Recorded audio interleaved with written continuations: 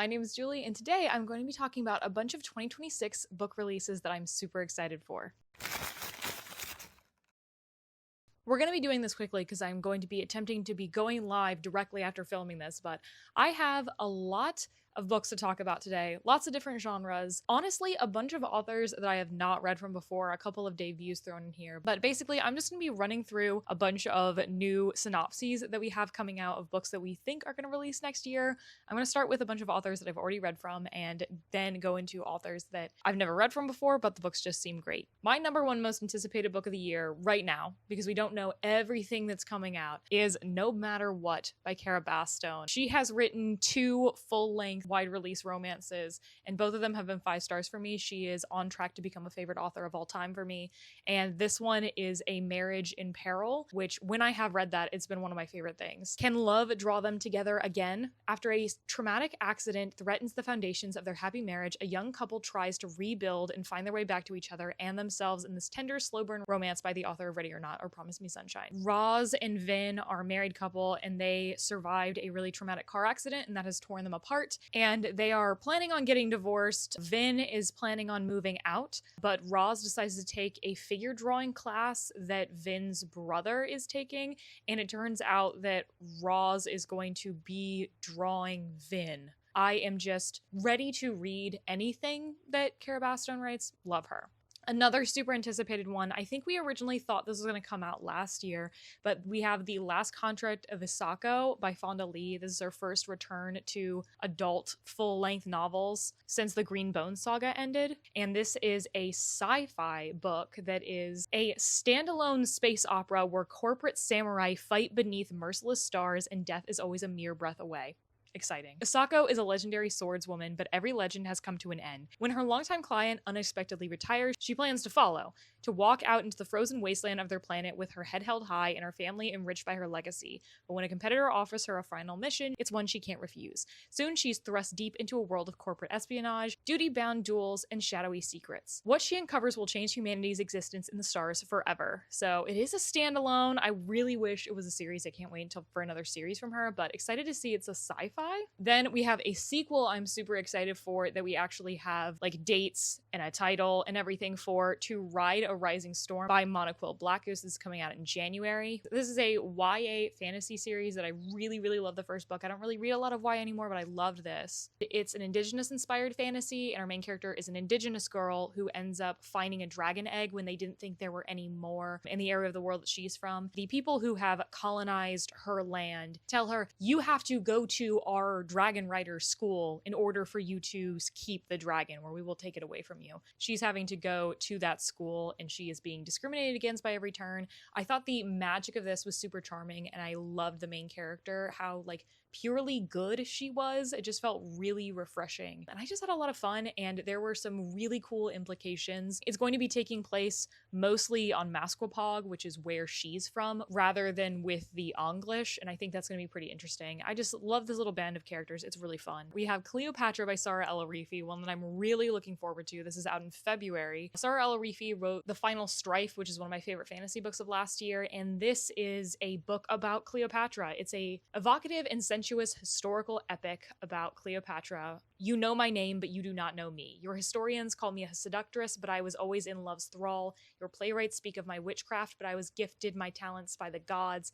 Your poets sing of my bloodlust, but I was protecting my children. They cannot credit that a mere woman could be powerful, strategic, divinely blessed to rule. Death will silence me no longer. This is not the story of how I died, but how I lived. That's the whole synopsis. It's tagged as historical fiction and fantasy, so I would be curious to see how realistic versus magical this is going to end up being. This is actually not from an author that I've read from before, but I'm so sold that this is going to be a book that I love. I had this in my previous video, so I'm just going to put it in this section. The Subtle Art of Folding Space by John Shu. It'll be out in April, and it is a debut science fiction novel. The universe is falling apart, and our main character's mother is in a coma, and she finds out that the thing that is keeping her mother alive in the coma is the thing that is making the universe fall apart, and she is going to have to address that. So I think this is going to be about complicated grief and stuff like that. It seems immediately up my alley, and this cover is one of the most beautiful things I've ever seen in my whole life. I love it. Another sequel from me, The Tempest Blade by Danielle L. Jensen. This is technically out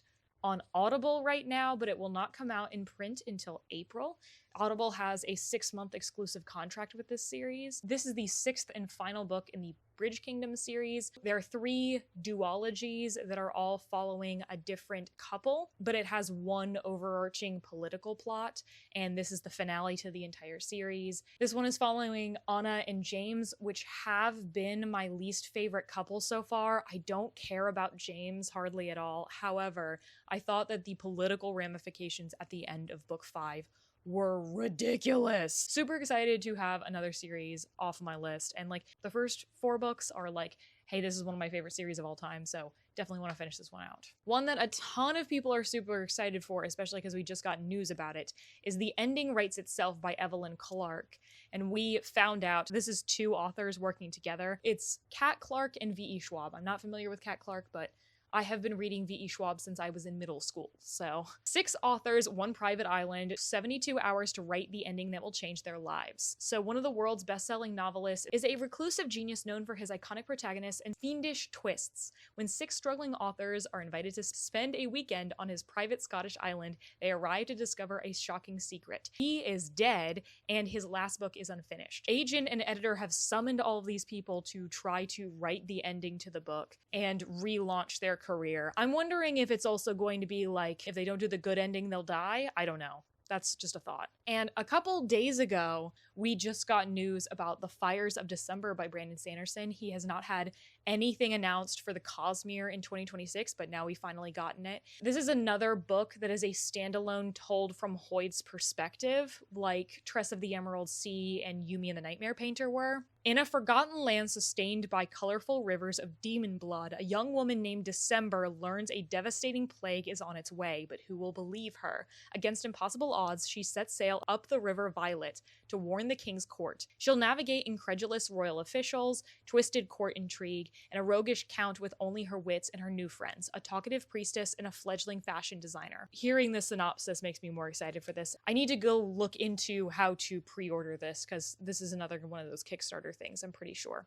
I also think the cover of this is really creative. The 3rd book in the Shadow of the Leviathan series is also coming out, A Trade of Blood by Robert Jackson Bennett. This is a fantasy mystery series that follows like a Holmesian pair. Our main character is the Watson character, and he has the ability with smell sense memory to recall anything that he puts his mind to. And this is a series that has like an overarching fantasy plot, but each of the mysteries are standalones, and I don't know that we know that this is going to be a trilogy, but all of his other series have been trilogies, so don't know if this is the finale. It looks like we have 2 powerful families that are going to go to war with each other, and to de-escalate matters, someone must do the impossible, prove that one family's eldest son is innocent of a gruesome and unforgivable murder, despite the incontrovertible evidence against him. Of course, there's more to it than that. Very excited. Then we have the 3rd book in the Spell Shop series by Sarah Beth Durst. The 1st book is my favorite cozy fantasy book of all time. I really like the 2nd one, but we have a character that we already met in book 2 is in this one. Our main character is Marin, who is a supply runner with her own boat that she sails from island to island, delivering whatever anyone will pay her to deliver. She sails to Elysium and discovers the city is on fire, which is the inciting incident of the 1st book and the 2nd book. So all of these books are almost kind of like taking place at the same time or overlapping in their timelines, which is really interesting. Marin is starting to transport refugees, finding them their own home so they can start over, and one such refugee is Dax, a composer who refuses to leave behind his instruments, no matter how much he tries to emphasize the gravity of the situation. I think this one's going to be really interesting. I really loved how political the 1st book was, and now this one's like about saving refugees. I think it's going to be a little bit higher stakes than book 2 was. Jeanette McCurdy has her fiction debut. This is called Half His Age. So it says, Waldo is ravenous. The thing she wants most is Mr. Corgi, her creative writing teacher with the wife and kid and the mortgage and the bills, with the dead dreams and the atrophied looks and the growing paunch. She doesn't know why she wants him. Is it his passion, his life experience, the fact that he knows books and films and things she doesn't? Or is it purer than that, rooted in their unlikely connection, their kindred spirits? Or perhaps it's enough he sees her when no one else does. It says it's a sad, funny, thrilling novel about sex, consumerism, class desire, loneliness, the internet, rage, intimacy, power, and oftentimes misguided lengths lengths we'll go to in order to get what we want. And I'm under the impression this is going to be like My Dark Vanessa type vibe because she is underage and he is a grown man. So we'll see what's going on with that. And a author of one of my favorite books I've read this year, I Love You, Don't Die. For as far back as she can remember, Vicky has been fascinated and obsessed with death as the only inevitable thing in life. From living above a Chinatown funeral parlor to working in a celebrity startup for bespoke urns, she has surrounded herself with death in her home, in her work, and in her ever-growing collection of paper creations meant to be burned for the dead. Though living in Manhattan and working her dream job is all she ever wanted, she still struggles to have meaningful connections or find any meaning at all in life. That changes when a dating app leads her into a throuple and with an artist and a labor organizer who offer exactly the kind of love she needs. For some time, it's perfect, but no one understands better than Vicky that all things must end. It says its #1 genre is horror. It doesn't say anything about horror in the synopsis itself, so I think that people might be putting in horror before reading the book because it says it's for fans of Sally Rooney and Natasha Moshfegh. I think that this is actually just a general fiction book. So that was like my tier 1 of books I'm most excited for that we know for sure are coming out and have information about. But this is my tier 2. These are all authors that I've read from before, and I think I'm interested in these titles. We have The Future Saints by Ashley Winstead, which says it's perfect for fans of Daisy Jones and the Six and In 5 Years. It's a transportive new novel about a music exec desperately trying to bring a rock band back from the brink. This is a love story, but not the one you're expecting. When record executive Theo meets the Future Saints, they're bombing at a dive bar in their hometown. Since the tragic death of their manager, the band has been in a downward spiral. Immediately, Theo is struck by Hannah, the group's impetuous lead singer, who's gone off script by debuting a whole new sound, replacing their California pop with gut-wrenching rock. Theo puts his career on the line to give the Saints one last shot at success with a new tour, new record, and new start. Hannah's grief has larger consequences for the group, and her increasingly destructive antics become a distraction as she and her sister undermine Theo at every turn. This has its #1 genre be romance, which I was getting the vibe that it was just general fiction, like Daisy Jones type vibe. We have Get Over It, April Evans, which is Ashley Herring Blake's second book in the Clover Lake series. I read the first book in this. It's my least favorite of her romances, but like, I feel like I'll give anything she writes a try. Unfortunately, I did think that this character, April Evans, was super annoying in book 1, so maybe I'll get over that. We'll see. A summer job at a Laketown resort brings together two women with an unlikely connection in this new contemporary romance. April Evans' life is in shambles. She had to close her tattoo shop, and she's subletting her house just to make rent, and her love life non-existent since Elena, her ex-fiance, left her for a younger woman 3 years ago. She's asked to teach a summer art class at the town's new resort, except that it turns out she meets Daphne Love, the woman who stole her ex-fiance. And even worse, it's clear that Daphne has no idea who April is. And Daphne is cursed in love. She thought she found the unconditional love she craved in her girlfriend Elena, but now she's single again and utterly brokenhearted. And the two of them are going to be competing for the rare opportunity to showcase their art in a London museum. This premise is a little bit more along the lines of something I would be interested in, more than Dream on Ramona Riley, so I'm probably still going to pick that one up. We have Operation Bounce House by Matt Dinneman. This is a standalone that is outside of the Dungeon Crawler Carl universe. It says a man must fight for his planet against impossible odds when gamers from Earth attempt to remotely annihilate it in this epic, fast-paced novel. All colonist Oliver Lewis wanted to do is run the family ranch with his sister, maybe play a gig or two with his band, and keep his family's aging fleet of intelligent agriculture bots ticking as long as possible. As a fan of Earth television and culture, he figures it would be a good thing when the transfer gate finally opens all the way and restores instant travel and full communication between Earth and his planet, New Sonora. But there's a complication. Even though the settlers were promised they'd be left in peace, Earth's government now has other plans. A corporation is hired to commence an eviction action, but maximizing profits will always be Apex #1 priority. Why spend money printing and deploying their own AI soldiers when they can turn it into a game? Why not charge bored Earthers for the opportunity to design their own war machines and remotely pilot them for the comfort of their own homes? So Oliver and his friends soon find themselves fighting for their lives against machines piloted by gamers who've paid a premium for the privilege. Honestly, that sounds really in the realm of the Hitchhiker's Guide sort of thing that he's been going for with Dungeon Crawler Carl, so excited. Taylor Adams has a new book coming out in February, which I read No Exit it, and then Hairpin Bridge. Nobody really likes Hairpin Bridge. I didn't really care. This one actually is getting good early reviews, so hopefully it stays that way. It's a story of two friends who embark on an ill-fated caving expedition and the dark truth of what happens deep underground. These two, Tess and Alma, were best friends in high school, and they diverged. One of them is a travel influencer, and the other one is a shy and claustrophobic legal assistant, and they decide to go into the depths. They find out they're not alone. A stranger who claims to be a fellow caver harasses them. Confident, take no shit, Alma insults the guy, and he retaliates. Soon, Tess is trapped inside a narrow crawl space, hundreds of feet underground, fighting to stay alive. 24 hours later, a hospitalized Tess is recounting her story, and the detective interviewing her shares new and shocking secrets about Alma's true past. Together, they begin to suspect the brutal attack wasn't so random after all. In a big pivot from this author, Alexis Hall has a science fiction horror out called Hell's Heart. Literally everything that Alexis Hall has written is like in the romance sphere, and this is a sci-fi horror. Very exciting. It says Gideon the Ninth meets Moby Dick. Exciting. Earth is a ruin, and the scattered remnants of humanity scavenge what they can from the stars under the watchful auspices of a grab bag of collectives, corporations, and churches, which are all that remains of what we once called society. There are crustacean-like leviathans that swim in the atmospheric currents of Jupiter. Finding herself with no money and little to occupy her groundside, the narrator takes a commission aboard the Hunter Bark Pequod as it sets out in pursuit of precious spermaceti. So all of the people who are on this ship are all named letters, which I think is really interesting. And it seems like that there's going to be an interesting... The only thing that might keep her grounded is the bond she develops with Q, a woman from the wreck of old Earth whose skin is marked with holographic light and who remembers things otherwise lost. Eric LaRocca has a longer book coming out. It's 288 pages, which is I think the longest thing he's written. This is called Wretch, or The Unbecoming of Porcelain Caw. After his husband dies, Simeon Link finds himself overcome by grief and seeking comfort in an unusual support group called the Wretches, who offer an addictive and dangerous source of relief. They introduce Simeon to a curious figure known as Porcelain Caw, a man with the ability to let those who are grieving have one last intimate moment with their beloved for a price. T. Kingfisher has Wolf Worm coming out. This is set in North Carolina again, even though T. Kingfisher just moved away. Traitor.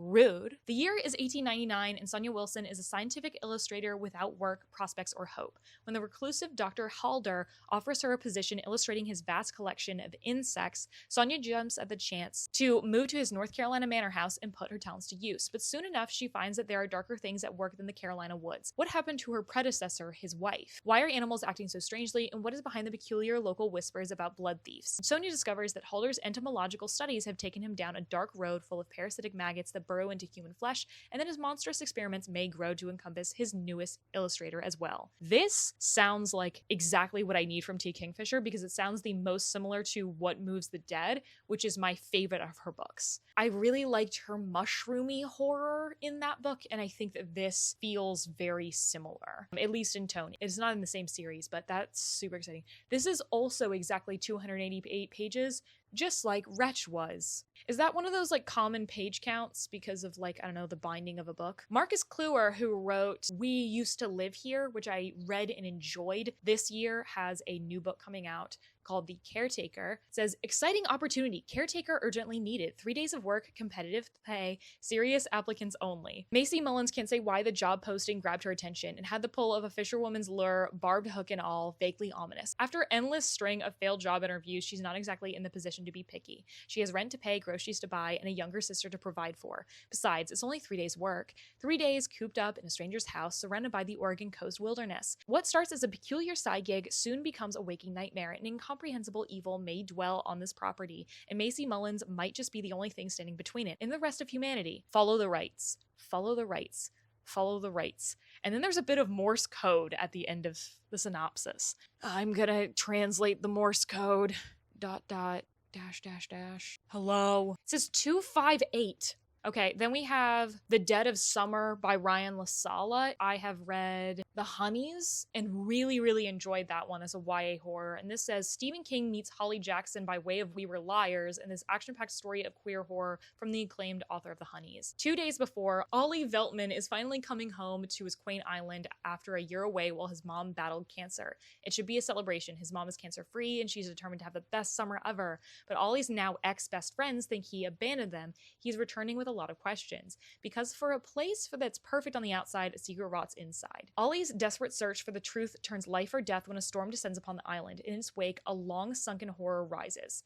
3 weeks later, Ollie is being held in isolation aboard a military hospital ship in the harbor. They say he's a survivor, but they only know half the story. The truth is more dangerous than Ollie ever believed, and he suspects his saviors aren't here to save anyone. Only Ollie can stop what comes next, but that means getting back to Anchor's mercy before it vanishes below the waves, taking everyone with it he has ever loved. Sounds really cool. Then I have a bunch of books from authors that I have not read from before. I was pre-approved for an arc of You Did Nothing Wrong by C.G. Drews, who has written a couple of YA horror things that I've had my eye on. This appears to be adult. A mother of an autistic child has just married a new man. They have a new baby on the way. Everything is perfect. And then her autistic son starts hearing voices in the walls. He says the renovations are hurting the house. Then we have, I want to say, Aicha. This is a new fantasy adult retelling that says it's a romantic epic fantasy perfect for fans of Prior the Orange Tree and She Who Became the Sun, which did excite me. The Portuguese flag has been planted across Morocco, its empire ruling with an iron fist, but eventually all empires must fall.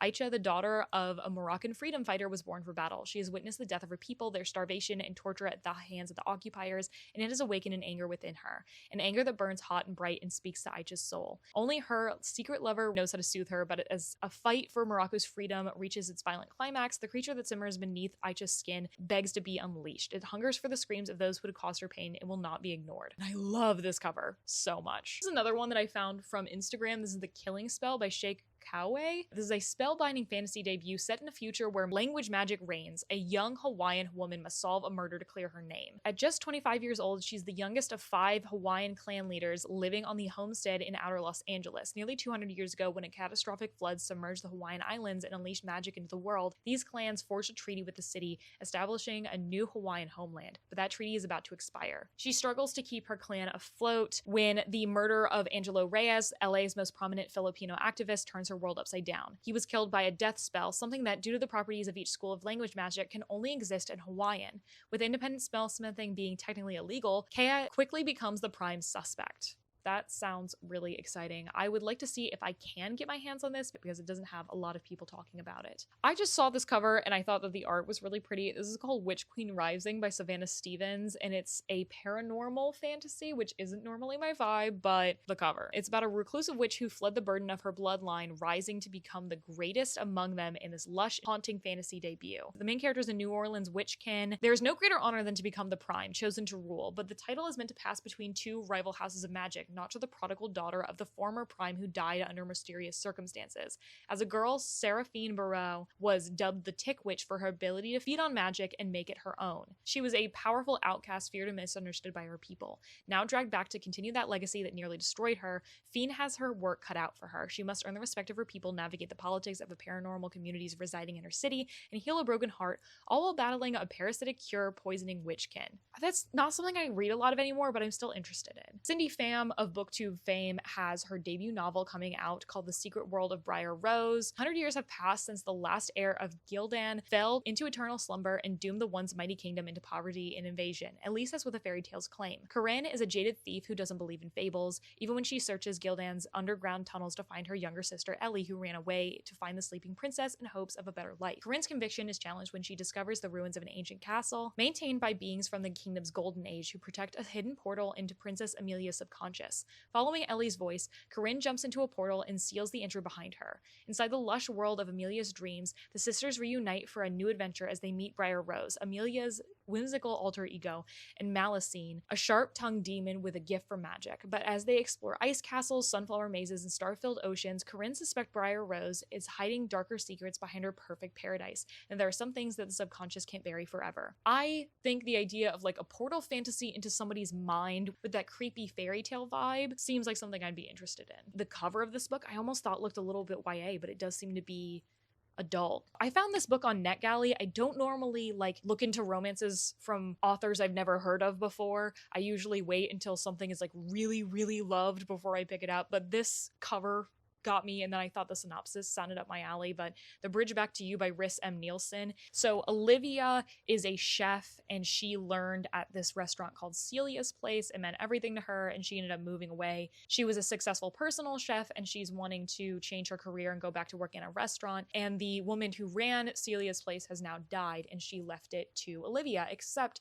she also left it to her son, Carmelo. It's kind of like a one that got away thing. Neither of them expected the other one to want to keep the restaurant, so they're going to have to work together and everything. I think that sounds really good. And honestly, they're both going to be like grieving, so that seems like it's going to be a little bit more of like a serious romance, but also having that really predictable plot element. I think that could be something I could like. We have On Sunday She Picked Flowers by Yaya Schofield. This is a book that was originally published indie in 2020 and is being traditionally published this year. In this sinister and surreal Southern Gothic debut, a woman escapes into the uncanny woods of southern Georgia and must contend with ghosts, haints, and the most dangerous of all, the truth about herself. When Judith Rice fled her childhood home, she thought she'd severed her abusive mother's hold on her. She didn't have a plan or destination, just a desperate need to escape. Drawn to the forest of southern Georgia, Jude finds shelter in a house as haunted by its violent history as she is by her own. Jude embraces the eccentricities of the dilapidated house, soothing its ghosts and haints, honoring its blood-soaked land. And over the next 13 years, Jude blossoms from her bitter beginnings into a wise woman, a healer.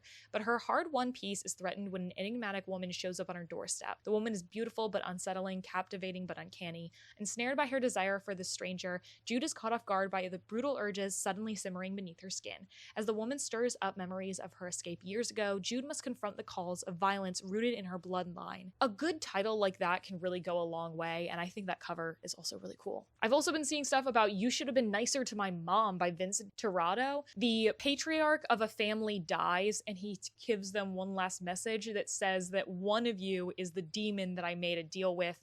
Get rid of them or you will be damned. So our main character, Xiomara, was the uncontested favorite of the patriarch who died, so nobody likes her, and all of the family is trapped in the house for a big storm, and over the course of the night, all of these secrets are coming out about the family. That seems really cool. It already has a 3.60 though, so I don't know. It still sounds fun. But you know what, a book that I have been hearing a lot of really good early reviews about is The Poet Empress by Shen Tao. It says it's an epic and intimate fantasy perfect for fans of The Serpent and the Wings of Night, The Song of Achilles, and She Who Became the Sun. Unsure how much of this is romance, but in the waning years of the Azalea dynasty, the emperor is dying, the land consumed by famine, and poetry magic lost to all except the powerful. Our main character, Wei Yin's family is on the brink of starvation, and she offers herself as a concubine to the cruel heir of the beautiful and brutal Azalea house. But in a twist of fate, the palace stands on the knife edge of civil war, with Wei trapped in its center at the side of a violent prince. To survive, Wei must harden her heart, rely on her wit, and become dangerous herself, even if it means becoming a poet in a world where women are forbidden to read and composing the most powerful spell of all,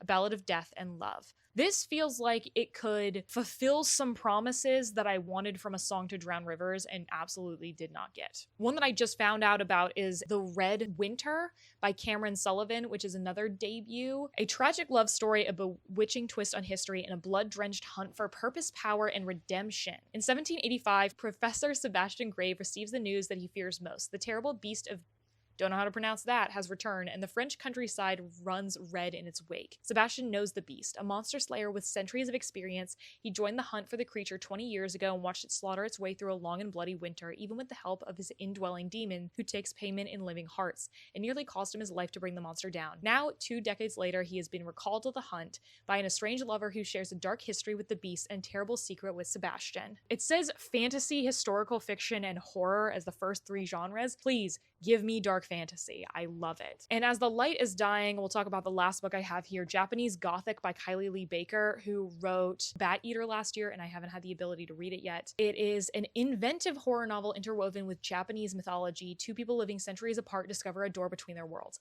I love books that take place over centuries. So, October 2026, Lee Turner doesn't remember how or why he killed his college roommate. The details are blurred and bloody. All he knows is he has to flee New York and go to the one place that might offer refuge, his father's new home in Japan, a house hidden by soaring birds and wild ginger. But something is terribly wrong with it. No animals will come near it. The bedroom window isn't always a window, and a woman with a sword appears in the yard when night falls. October 1877, Sen is a young samurai in exile, hiding from the imperial soldiers in a house behind the sword ferns. A monster came home home from war wearing her father's face, the Sen would do anything to please him, even turn her sword on her own mother. She knows the soldiers will soon slaughter her whole family when she sees a terrible young foreign man who appears outside her window. One of these people is a ghost, and one of these stories is a lie. Something is hiding beneath the house of sword ferns, and Lee and Sen will soon wish they never unburied it. That sounds awesome. And on that note, let me know any releases that you know about that we know are coming out next year that you think that I should know about, because I know I'm missing a ton. Let me know what you're excited for, and thank you so much for watching. If you want to see me read some of these books, you can hit that subscribe button, as I am definitely going to be picking up some of these next year. And if you'd like to find me anywhere else on the internet, you can find me at the links in the description. And as always, I'll see you in the next one.